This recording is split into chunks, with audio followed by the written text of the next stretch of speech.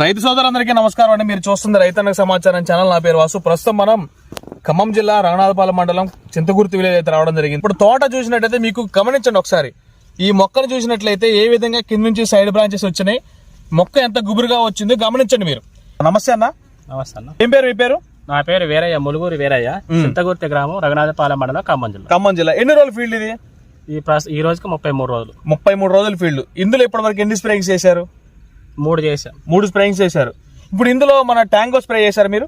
Last వారం రోజులు అవుతుంది ఇది ట్యాంక్ స్ప్రే చేసి. భారత్ ఫెర్టిలైజర్స్ తీసుకొచ్చాం. భారత్ ఫెర్టిలైజర్స్. అసలు ఈ ట్యాంక్ గురించి ఎట్లా తెలుసుకున్నారు మీరు? ఈ ట్యాంక్ గురించి ఈ మధ్య ఊరికి వెళ్ళా, చెమ్మపొడి. మా బామ్మది తెలిసిన అతను ఫోన్ చేసిండు, ఏ మందు కొట్టాలి ఏంటంటే ట్యాంక్ కొట్టు, రిజల్ట్ బాగుంటుంది అని చెప్పేసి.